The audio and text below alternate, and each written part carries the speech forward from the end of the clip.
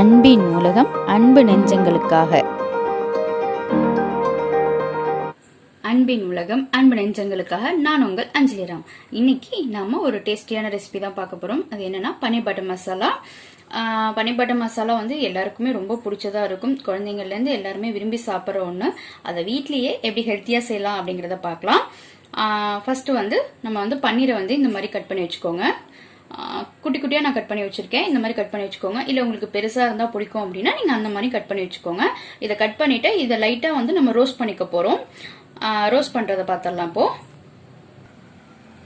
இப்போ நான் வந்து இதுல ஒரு ஸ்பூன் அளவுக்கு பட்டர் சேர்த்திருக்கேன். இதுல நம்ம வந்து இந்த பன்னீரெல்லாம் லைட்டா வந்து ரோஸ்ட் பண்ணி எடுக்க போறோம். பன்னீரை வந்து ரொம்ப ரோஸ்ட் பண்ணாதீங்க, அது வந்து ஒரு ரப்பரி மாதிரி ஆயிடும், சாஃப்டா இருக்காது. நம்ம பன்னீர் பட்டர் மசாலா போடும் போது அதுல வந்து அந்த பன்னீர் வந்து இந்த பொல பொலன்ட்டு ஆகாம இருக்கிறதுக்காக தான் நான் வந்து லைட்டா ரோஸ்ட் பண்றேன். இந்த மாதிரி ட்ரை பண்ணி பாருங்க, நல்லா இருக்கும்.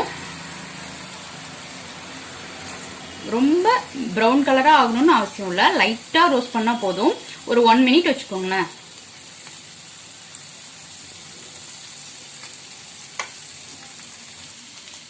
இப்ப நம்ம பன்னீர் வந்து பாத்தீங்களா லைட்டா அந்த மெரூன் ஷேட் வர ஆரம்பிக்குது. இப்ப நம்ம வந்து இத பிளேட்க்கு மாத்திக்கலாம். இப்ப நான் வந்து பேன்ல பட்டர் போட்டிருக்கேன். ஒரு 2 ஸ்பூன் அளவுக்கு பட்டர் சேர்த்துக்கோங்க. இப்ப இதுல நம்ம வந்து ஒரு 2 ஏலக்காய், அதுக்கப்புறம் நான் இன்னைக்கு வந்து ஒரு 4 பேர் சாப்பிட்ற அளவுக்கு செய்யறேன். அப்புறம் ஒரு 2 துண்டு பட்டை சின்னதா போட்டுக்கோங்க.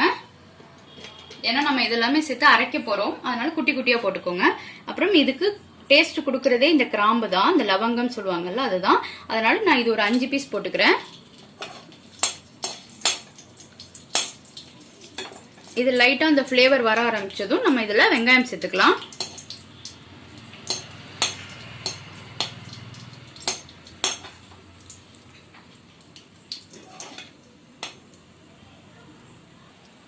இப்ப நான் இதுல வந்து வெங்காயம் சேர்த்துக்கிறேன். நான் வந்து ஒரு 3 வெங்காயம் மீடியம் சைஸ்ல இருந்தது, அதை இந்த மாதிரி கட் பண்ணிருக்கேன். ஏன்னா அரைக்க தான் போறோங்கிறதுனால நம்ம ரொம்ப பொடிப்பொடியா கட் பண்ணணும்னு அவசியம் இல்ல.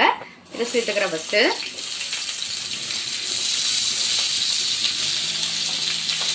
இந்த வெங்காயம் கொஞ்சம் இந்த ஒரு பிங்க் கலர் வரும்ல, அந்த பிங்க் கலர் வர வரைக்கும் வதக்குங்க. ஒரு 2 நிமிஷம் வதக்கணும்.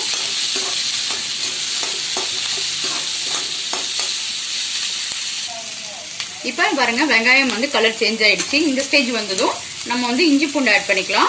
இஞ்சி பூண்டு வந்து நான் ஒரு இந்த மாதிரி ஒரு 4 பீஸ் துண்டு இஞ்சி வச்சிருக்கேன். அப்புறம் ஒரு 10 பல்லு பூண்டு வச்சிருக்கேன். இதை சேர்த்துக்கிறேன். இதையும் சேர்த்து இது கூட வதக்கிக்கோங்க. இல்ல உங்கள்கிட்ட இஞ்சி பூண்டு பேஸ்ட் இருக்கு அப்படின்னா நீங்க இந்த ஸ்டெப்பை மட்டும் ஸ்கிப் பண்ணிக்கோங்க. நம்ம கிரேவி ரெடியா செய்யும் போது இஞ்சி பூண்டு பேஸ்ட் மட்டும் ஆட் பண்ணிக்கலாம். இப்போ இஞ்சி பூண்டு போட்டு ஒரு நிமிஷம் வதக்கிட்டேன். இப்போ நான் வந்து தக்காளி சேர்த்துக்கிறேன். தக்காளியுமே வந்து ஒரு 3 தக்காளி மீடியம் சைஸ்ல இந்த மாதிரி நறுக்கி வச்சுக்கோங்க. இது ரொம்ப பொடி பொடியா இருக்கணும்னு இல்லை. இதை சேர்த்துக்கிறேன். இப்போ இந்த தக்காளி நல்லா வதங்கணும். ஒரு 2 நிமிஷம் நல்லா வதக்கிக்கோங்க. இப்போ நம்ம தக்காளி வந்து நல்லா வதங்கிடுச்சு. இதுல நான் வந்து ஒரு 5 பல்லு முந்திரியை வந்து உடைச்சு வச்சிருக்கேன். 5 முழு முந்திரி எடுத்து இந்த மாதிரி உடைச்சு வச்சுக்கோங்க. அதையும் சேர்த்துக்கோங்க. இது கூடவே நம்ம ஸ்பைசஸ்லாம் சேர்த்துடலாம். மஞ்சத்தூள் வந்து ஒரு 1/2 டீஸ்பூன் அளவுக்கு சேர்த்துக்கிறேன். மிளகாய் தூள் தனி மிளகாய் தூள் தான், நான் வந்து 1 டீஸ்பூன் அளவுக்கு சேர்த்துக்கிறேன். உங்க வீட்டுல காரம் எவ்வளவு வேணுமோ அந்த அளவுக்கு சேர்த்துக்கோங்க. அதுக்கப்புறம் கரம் மசாலா ஒரு 1/2 டீஸ்பூன் அளவுக்கு சேர்த்துக்கிறேன். தேவையான அளவு உப்பு. அவ்வளவுதான். இதையும் போட்டு ஒரு 1 நிமிஷம் மட்டும் வதக்கிட்டு இதை நம்ம வந்து ஆற வச்சு பேஸ்டா அரைச்சுக்க போறோம். ஃபர்ஸ்ட் தண்ணி ஊத்தாதீங்க, ஏன்னா தக்காளி இருக்கிறதுனால அதுவே வந்து இதாயிடும். அப்படி வேணும் அப்படின்னா லைட்டா தண்ணி தெளிச்சு அரைச்சுக்கோங்க. திரும்ப அதே பேன்ல வந்து நான் ஒரு ஸ்பூன் மட்டும் பட்டர் ஆட் பண்ணிருக்கேன்.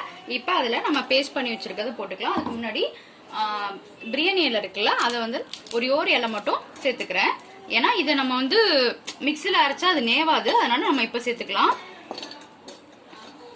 அவ்வளவுதான். இந்த இலை வந்து லைட்டா ஃப்ரை ஆனதும் இதோட ஃபிளேவர் வந்ததுக்கு அப்புறம் நம்ம அரைச்ச இந்த பேஸ்ட்டை சேர்த்துக்கலாம்.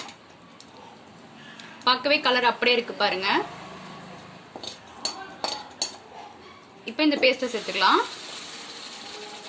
இந்த மாதிரி தான் இருக்கணும். ரொம்ப தண்ணி ஊற்றி அரைச்சிடாதீங்க, நல்லா இருக்காது.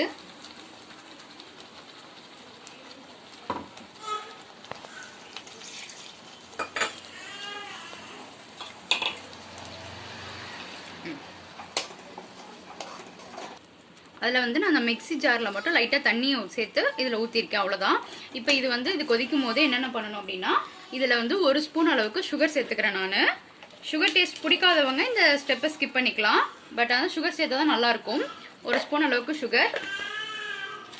அதுக்கப்புறம் 1 ஸ்பூன் அளவுக்கு கெச்சப் சேர்த்துக்கோங்க.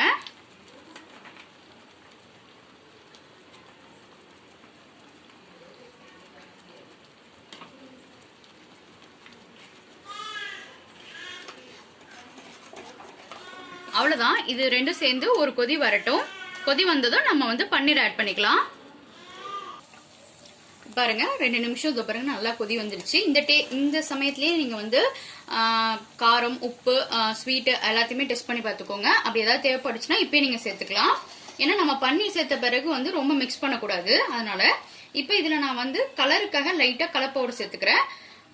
உங்களுக்கு கலர் பவுடர் வேணாம் அப்படின்னு நினைச்சீங்கன்னா நீங்க வந்து ஸ்கிப் பண்ணிக்கலாம்.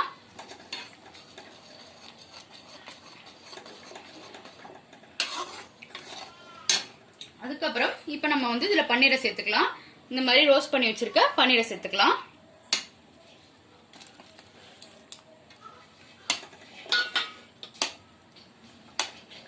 இப்ப இந்த பன்னீரும் போட்டு ஒரு நிமிஷம் கொதி வரட்டும். இப்ப நான் பன்னீர் சேர்த்து 1 நிமிஷம் நல்லா கொதிச்சிருச்சு. இப்ப பாருங்க பன்னீர் பார்த்தாலே தெரியுதா. இப்ப நம்ம வந்து இதுல ஃப்ரெஷ் கிரீம் சேர்த்துக்கலாம். நான் இன்னைக்கு வந்து அமுலோட ஃப்ரெஷ் கிரீம் தான் சேர்த்துக்கிறேன். ஃப்ரெஷ் கிரீம் இல்ல அப்படின்னா ஒன்றும் பிரச்சனை இல்லை, திக்கான பால் சேர்த்துக்கோங்க. திக்கான பால் வந்து நீங்க ஒரு 1/2 கப் அளவுக்கு சேர்த்துக்கோங்க. பன்னீர் வந்து நான் ஒரு 2 டேபிள் ஸ்பூன் அளவுக்கு சேர்த்துக்கிறேன். சரி, ஃப்ரெஷ் கிரீம் வந்து 2 டேபிள் ஸ்பூன் அளவுக்கு சேர்த்துக்கிறேன். அவ்வளவுதான். இதை சேர்த்து மிக்ஸ் பண்ணிக்கலாம். இதை போட்ட பிறகு வந்து ரொம்ப கொதிக்க விடக்கூடாது. போட்டு ஒரு நிமிஷத்துல ஆஃப் பண்ணிடுங்க. நான் வந்து 1 ஸ்பூன் அளவுக்கு கஸ்தூரி மேத்தி எடுத்திருக்கேன். இதை நல்லா கையால இப்படி கிரஷ் பண்ணி இதுல சேர்த்துக்கோங்க. இதுதான் நல்ல ஃபிளேவர் கொடுக்கும் பன்னீர் பட்டர் மசாலானாலே. கஸ்தூரி மேத்தி சேர்த்ததும் ரொம்ப கொதிக்கவே விடக்கூடாது. ஒரு 30 செகண்ட்ஸ்ல நீங்க வந்து அடுப்பு ஆஃப் பண்ணிடுங்க. அவ்வளவுதான், நம்ம பன்னீர் பட்டர் மசாலா ரெடி. எவ்வளவு எம்மியா இருக்கு பாருங்க. இப்ப நம்ம அடுப்பை ஆஃப் பண்ணிடலாம். இப்போ நம்ம பன்னீர் பட்டர் மசாலா ரெடி ஆயிட்டு, இன்னைக்கு எங்க வீட்டில் நாங்கள் சப்பாத்தியோட சர்வ் பண்ணியிருக்கேன். இது எல்லாத்துக்குமே சூப்பராக இருக்கும். பூரி, பரோட்டா, நான் கூட செமையாக இருக்கும். ட்ரை பண்ணி பாருங்க. ட்ரை பண்ணி பார்த்துட்டு உங்களுக்கு பிடிச்சிருந்தா எங்கள் சேனலை சப்ஸ்கிரைப் பண்ணுங்க. உங்கள் கமெண்ட்ஸை எங்கள் கூட ஷேர் பண்ணிக்கோங்க. மீண்டும் இதே மாதிரியான டேஸ்டியான ரெசிபியில் சந்திப்போம். நன்றி.